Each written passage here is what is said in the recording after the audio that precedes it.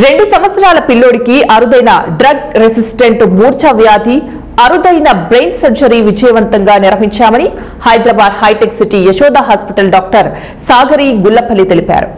కర్నూలులోని Yashoda hospital branch లో doctor Sagari Gullapalli media సమావేశం నిర్వహించి అరుదైన ఆపరేషన్ వివరాలు వెల్లడించారు.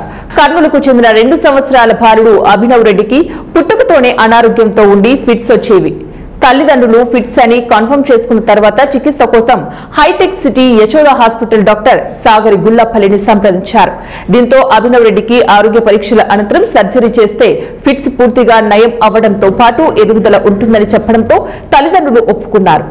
సర్జరీ అనంతరం అభినవ్ రెడ్డి పూర్తిగా కోలుకుని ఒక్కసారి కూడా ఫిట్స్ రాలేదని అభినవ్ రెడ్డి తండ్రి మణికంఠారెడ్డి తెలిపారు. ప్రస్తుతం అభినవ్ రెడ్డి ఎదుగుదల బాగుందన్నారు. డాక్టర్ సాగరి నేతృత్వంలో వివిధ విభాగాల డాక్టర్లు అభినవ్ రెడ్డికి అత్యంత క్లిష్టమైన లెఫ్ట్ పారిటో టెంపోరల్ క్రానియోటమీ విజయవంతంగా నిర్వహించారు. శస్త్రచికిత్స అనంతరం బాలుడు సానుకూలంగా స్పందించారని డాక్టర్ సాగరి తెలిపారు. క్లిష్టమైన శస్త్రచికిత్స విజయవంతం చేసిన డాక్టర్ సాగరికి బాలుడు తండ్రి మణికంఠారెడ్డి ధన్యవాదాలు తెలిపారు. కొన్ని రకాలైన ఫిట్స్, కొన్ని ఫోకల్ ఎపిలెప్సీస్ అంటారు. సో ఫిట్స్ రకరకాల కారణాలు ఉంటాయి. కొన్ని ఫోకల్ ఎపిలెప్సీస్లో 60% ఫోకల్ ఎపిలెప్సీస్ని మనం పర్మనెంట్గా క్యూర్ చేయొచ్చు. సో దానికి యొక్క సర్జికల్ ఆప్షన్స్ ఉంటాయి. సో పర్మనెంట్గా క్యూర్ అంటే వాళ్ళల్లో లైఫ్ లాంగ్ డ్రగ్స్ వేసుకోవాల్సిన అవసరం లేదు, ఫిట్స్ కూడా తగ్గిపోతాయి అన్నమాట. సో ఇప్పుడు బ్రెయిన్ రెండు భాగాలుగా డివైడ్ అయింది.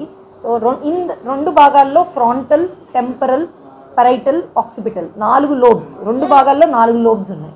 ఏదో ఒక ఏరియాలో చిన్న మచ్చ పుట్టినప్పుడు అబ్నార్మాలిటీ ఏదో ఒక ఏరియాలో అంటే ఒక లోబ్లో దాన్ని ఫోకల్ ఏరియా అంటారు, దాన్ని ఫోకల్ ఎపిలెప్సీ అంటారు. ఏదైనా కారణం అయి ఉండొచ్చు. అలా పుట్టినప్పుడే ఉన్న వాళ్ళల్లో జన్యుపరమైన కారణాలు ఉండాల్సిన అవసరం అస్సలే లేదండి. 70% ఫిట్స్లో జన్యుపరమైన కారణాలు ఉండాల్సిన అవసరమే లేదు. సో ఇలా మచ్చ ఉన్న వాళ్ళకి ఎప్పుడైనా ఫిట్స్ లాగా బయటపడవచ్చు. కొంతమందికి మచ్చ ఉన్న వాళ్ళందరికీ ఫిట్స్ రావాలనే లేదు. వయసు పెరిగే కొద్దీ కొంతమందికి ఏంటంటే నార్మల్ ఏరియా, పక్కనున్న నార్మల్ ఏరియాని అబ్నార్మల్ సెల్స్ కలుపుకుని ఫిట్స్ వచ్చే అవకాశాలు ఉంటాయి. ఫిట్స్ జనరల్గా ఎందుకు వస్తాయంటే బ్రెయిన్లో నార్మల్ సెల్స్ అబ్నార్మల్గా ఫైర్ అవ్వటం వల్ల వస్తుంది. నార్మల్ సెల్స్ ఏమంటారంటే న్యూరాన్స్ అంటారు.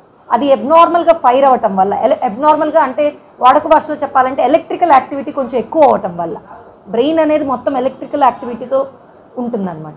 సో ఎలక్ట్రికల్ యాక్టివిటీ అబ్నార్మల్ కావటం వల్ల ఫిట్స్ వస్తాయి.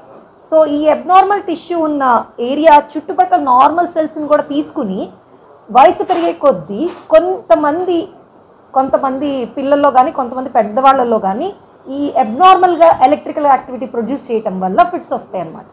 ఇప్పుడు ఈ కేసు గురించి వీడు చిన్నపిల్లాడు కాబట్టి వీడికి ఏంటంటే పుట్టుకతోనే ఈ ఎడమ్ సైడ్ ఇక్కడ పోస్టీరియర్ ఆస్పెక్ట్ ఇక్కడ ఒక చిన్న మచ్చ ఉంది పుట్టినప్పుడే. వాడికి దానివల్ల ఏంటంటే